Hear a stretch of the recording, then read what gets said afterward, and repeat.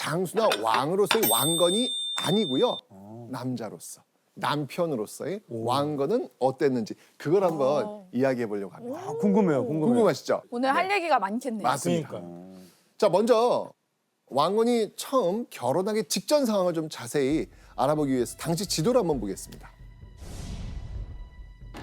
자, 때는 900년경인데요. 한반도가 신라 그리고 후백제 후고구려 쪼개진 후삼국 시대였습니다. 당시 세 나라가 치열한 다툼을 하고 있었죠. 이때 왕건은요, 후고구려의 대표 장수로 활약하고 있었습니다. 자, 그렇게 이 삼국 간의 견제가 점점 극에 달하던 903년 어느 날 궁예가 부하 장수 왕건을 급하게 불러들입니다. 그리고 왕건에게 명령을 내렸죠. 나주로 가라.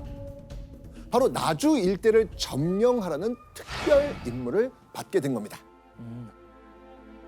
자, 지금의 전라도 지역인 광주, 전주, 나주 지역에서 후백제의 왕 견훤의 세력이 급부상하고 있었거든요. 그래서 후고구려 왕 궁예는 나주를 차지해서 견훤을 견제하려고 했던 겁니다. 이곳 나주는요, 한반도 내에서의 무역은 물론이고요, 중국과의 그 해상 무역을 통해서 크게 번창하고 있었습니다. 자, 이곳 나주만 차지한다면 정말 중요한 외교적 경제적 요충지가 될 수 있는 겁니다. 후삼국에 패권을 줄 수 있는 중요 지역 나주를 차지하기 위해서 왕건은 그래서 대군을 이끌고 나주로 향합니다. 자, 이 송악에서 나주로 가려면요, 보시다시피 이 서쪽 바다를 통해 갔어야만 했습니다. 그래서 송악에서 서쪽 바다로 가기 위해선 송악과 거의 나란히 붙어있는 정주라는 지역을 반드시 거쳐야만 했습니다. 즉, 정주는 서쪽 바다로 나가는 출구였던 겁니다. 출구. 네. 자, 그렇게 왕건은요, 해상 전투에 강한 자신의 대군들을 이끌고 정주 땅에 도착합니다. 그리고 치열한 전쟁터 나주에 가는 고달픈 여정을 시작하기 전에 왕건은 잠시 나무 밑에서 좀 이렇게 쉬어가는 시간을 갖게 됩니다. 어허. 그런데 바로 이때 정말 왕건의 인생이 180도 바뀔 운명적 만남을 갖게 됩니다. 나무 밑에서 이렇게 쉬다가 우연히 이제 근처에 이렇게 시냇가를 이렇게 바라본 왕건은요, 순간 멍해지고 맙니다. 오. 왕건이 순간 갑자기 멍해진 이유는 무엇일까요? 그 시냇가에 너무나 아름다운 여인이 딱 서 있었던 거예요. 왕건은요, 그 여인을 본 순간 첫눈에 반해버립니다.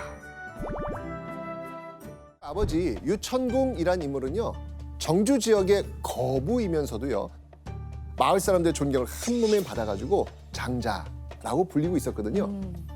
한마디로 왕건이 첫눈에 반했던 그 여인은 정주 지역의 유력자였던 유씨 집안의 딸이었던 겁니다. 이야, 또 그렇게 만나요.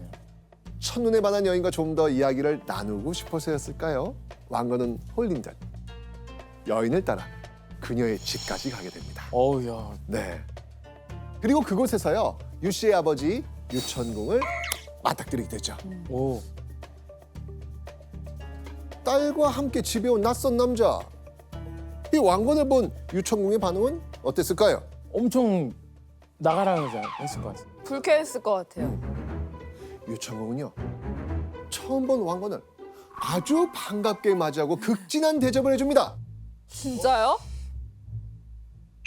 심지어요, 왕건뿐만 아니고요, 왕건의 군사들에게도요, 배부르게 먹을 수 있는 넉넉한 음식을 마구마구 제공합니다. 이뿐만이 아닙니다. 그날 밤 유씨의 아버지 유천궁이 은밀하게 왕건을 찾아와 파격적인 제안을 합니다. 어떤 제안이었는지 한번 보시죠. 오늘 이 아이가 자네에게 시침을 들 것일세. 나와 이 아이의 정상을 받게는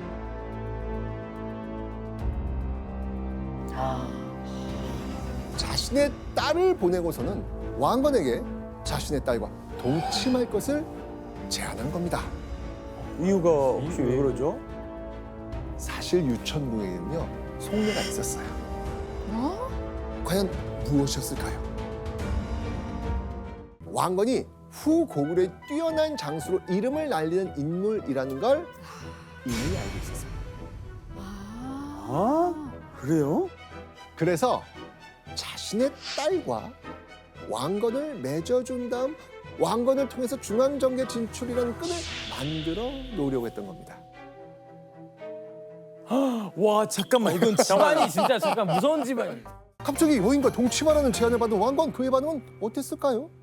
왕건은요 제안을 받아들이고 유씨 여인과 하룻밤을 보냅니다. 자, 그런데 교수님, 왕건도 사실 이렇게 행동한 속내가 분명히 있습니다. 예, 아마 왕건은 이 유씨 집안의 내막을 알고는 나름대로 아마 좀 계산을 했었던 것 같아요. 서로 계산 중이에요 지금. 예, 그러니까 정주를 지나거나 머무를 때 아마 유천궁으로부터 군사라든가 식량 등의 어떤 도움을 받을 수 있다고 생각을 했던 거죠. 왕건 역시 경제적으로나 군사적으로 도움이 되는 유씨와 혼인을 해야겠다라고 생각했던 것 같습니다. 서로 바라는 바가 좀 맞았던 거네요. 그러니까요. 왕건이 이 첫 여인 유씨와 보낸 단꿈 같은 시간은 오래 갈 수가 없었습니다. 왕건이 정식으로婚礼를 치르기도 전에 유씨를 두고 정주에서 후 떠나버린 거예요. 대체 무슨 일이 있었을까요? 지금 왕건이 어디로 가고 있는 길이었어요? 나주. 네, 맞습니다. 왕건은 나주 지역을 점령하기 위해 전쟁을 치르러 가는 길이었잖아요. 네. 더 이상 시간을 지체할 수 없었던 왕건은요 나주로 떠나버렸던 겁니다. 자, 이렇게 왕건이 떠난 후에 유씨는 아무런 기약도 없이 왕건을 홀로 애타게 기다립니다. 아하. 하루, 이틀, 일주일, 그리고 몇 해가 지납니다. 하지만 아무리 기다려도 왕건에게서는 어떤 소식도 들려오지 않습니다. 이때 유씨 심정 어땠을 것 같아요? 아, 떠난 왕건을 기다리는 유씨가 머리를 깎고 빈군이가 되기로 한 거예요. 너무 상처를 받았나 봐요. 유씨는 이렇게 가만히 있다가는 자신의 마음과 상관없이 왕건이 아닌 다른 남자의 아내가 될 수도 있겠다라고 판단한 것 같습니다. 그러니 계속 왕건을 기다리기 위해서 유씨가 엄청난 결심을 한 거죠. 와, 그러니까 그만큼 왕건 아니면 안 된다는 거니까. 아, 교수님, 왕건은 계속 전쟁 중이었나요? 왜냐면 아무리 전쟁 중이어도 그래도 소식은 전할 수 있지 않았을까요? 예, 왕건이 아마 연락을 하지 못한 또 다른 이유가 있었던 것 같습니다. 예, 당시에 이제 궁예가 부하들이 점점 세력이 커지는 걸 보면서 혹시 그들이 자기의 자리를 빼앗을까 이렇게 두려워하고 있었어요. 그러니까 이런 상황에서 이 정주의 유력한 호적이었던 유천궁과 왕건이 가까워졌다라고 하는 소식을 들으면 궁예가 더욱더 심하게 견제했을 것으로 예민해진. 보여져요. 그러다 보니까 궁예는 왕건의 세력이 더 커질까 봐 견제하면서 905년에는 송악에서 철원으로 수도 이전까지 했거든요. 게다가 궁예는요 본인이 호족을 등에 업고 세력을 키워나갔던 경험이 있습니다.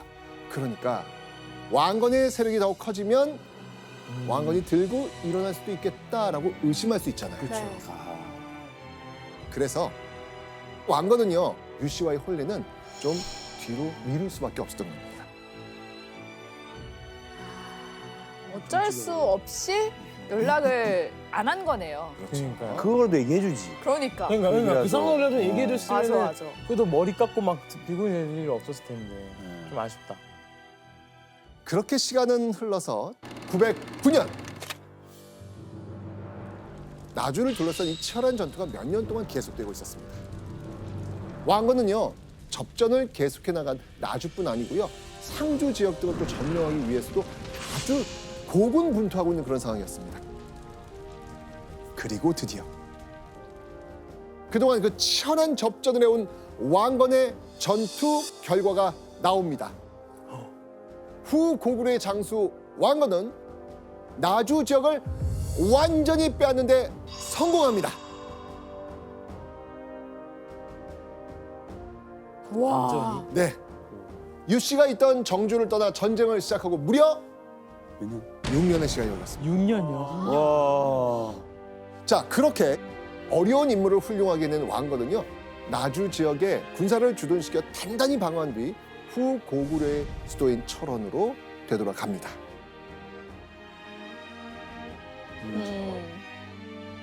그런데 전쟁이 끝나고 철원으로 돌아간 왕건은요, 급하게 무언가를 진행하기 시작합니다. 왕건 근데 아직은 뭐 진행할 그 유씨 찾아야 자신의 혼인 준비. 사실 왕건 역시도요, 전쟁터에서도 유 씨를 잊지 못했을 겁니다. 그리고 왕건이 나주를 점령하고 귀환하는 길에 정주를 지나가면서 유 씨가 비구니가 됐다는 소식도 들었겠죠. 그동안은 전쟁과 정치적 상황 때문에 유 씨를 데려오는 일이 좀 조심스러웠지만 유 씨가 자신을 기다리며 비구니까지 됐다는데 이 왕건은 더 이상 유 씨를 그대로 둘 수는 없었어. 없었을 겁니다. 그리고 6년 만에 왔는데 뭐 그냥 진짜 딴 사람하고 혼인해 있거나 그렇죠. 잊었으면 실망했을 텐데 그러니까요. 아, 못 잊고 비군했다는 모습에 더 고맙고 그럼요, 애틋하고 그런 드라마네 거죠. 드라마. 그겁니다. 네. 네. 그렇게 왕건은 유 씨와 처음 만난 지 6년 만인 909년 혼례를 치르게 됩니다. 와. 그런데 두 사람이 혼인하고 얼마 후 왕건이 갑자기 새로운 식구라면서 어떤 사람을 집안으로 들이게 됩니다. 대체 누구였을까요? 기록으로 확인해 보시죠. 오 씨는 나주 사람이다. 태조가 불러 사랑하였다. 아까 유씨였잖아요. 잠깐만 이거 옷이 그럼 놔주면은 네. 그 전쟁 중에 잠깐만 왕건 이거 그러니까 왕건이 유 씨와 혼인한 지 얼마 되지 않아서 나주 지역 출신의 오 씨와 사랑에 빠진 겁니다. 심지어 왕건은요, 오 씨와 정식으로 혼례까지 치릅니다. 대체 왜 왕건은 자신을 기다려준 첫째 부인을 두고 또 다른 부인을 맞이했을까요? 자, 그 이유를 좀 알기 위해서 왕건이 오 씨와 처음 만난 순간으로 가보겠습니다. 와. 아 이건 어떤 네. 어떤 나무죠? 사랑 얘기 많이 듣겠네요. 네, 이건 어떤 나무죠? 자, 먼저 왕건은요, 나주를 점령한 후 다시 철원에 돌아와서도요, 자신의 군사들이 있는 나주에 자주 오갑니다. 그러던 어느 날 나주에 들른 왕건이 잠시 쉬고 있을 때였습니다. 갑자기 왕건의 눈앞에 기이한 광경이 펼쳐집니다. 뭐지?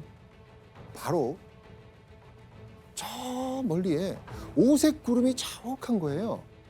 왕건은 신기해가지고 그 오색 구름이 자욱한 곳으로 홀린 듯이 또 다가갑니다. 자, 그렇게 간 우물가. 이 우물가에서 선녀같이 아름다운 한 여인이 빨래를 하고 있었던 겁니다. 이 여인이 바로 오 씨였던 겁니다. 아 마침 목이 탔던 왕건은요, 오 씨에게 이렇게 말합니다. 목이 마른데 물 한 바가지 주시겠소. 그러니까 태조 왕건이 물을 달라 했는데 오 씨가 이제 물을 뜨거 한 행동이란 말이죠. 그렇죠. 이거 전 알 것 굉장히 같아요. 유명한 말입니다. 유명한 이야기입니다. 아 정답. 정답. 매력 발산을 위해서 매력 발산 위해서 물을 뜨고 뜨거. 머리에 딱 쏟아붓고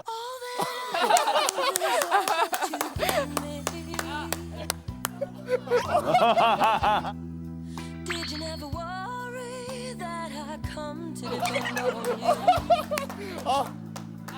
막 이렇게 젖은 모습을. 자기 머리에 예, 섹시 컨셉으로 예. 자, 오다.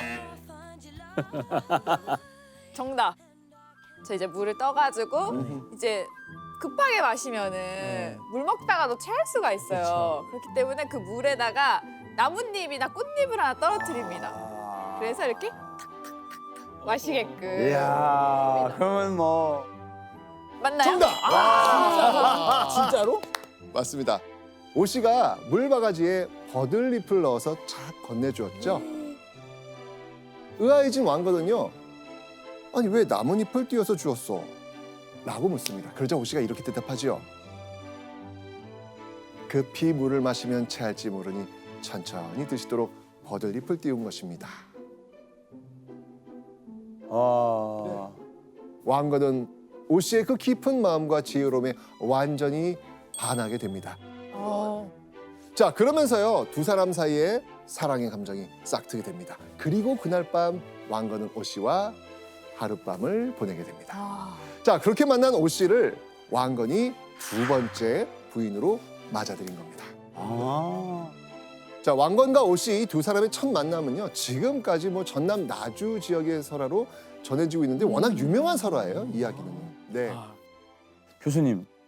근데 이게 아무리 또 사랑에 빠지고 뭐 감동받을 수 있다 해도 유 씨를 놔두고 또 어떻게 혼인을 할 수가 있을까요, 이게? 물론 이제 사랑했기 때문에 아마 부인으로 삼았다고 볼 수 있고요. 그리고 아마 정치적 속내도 약간 있었지 않았을까 생각이 듭니다. 전라도 나주 지역은 후백제의 배후에 위치했기 때문에 전략적으로 가치가 굉장히 높았어요. 그래서 이 왕건의 입장에서는 나주 지역을 안정적으로 지키기 위해서는 이 나주 지역의 호족 세력의 절대적인 지원이 필요했습니다. 자, 왕건은 왕을 꿈꾸는 야망 있는 인물이잖아요. 자신의 편이 되어줄 호족들이 필요한 상황이었습니다. 그래서 왕건은 혼인으로 끈끈한 자신의 편을 만드는 일, 즉 혼맥을 통해서 나주 호족 세력과 결합해서 또다시 자신의 세력을 키운 겁니다.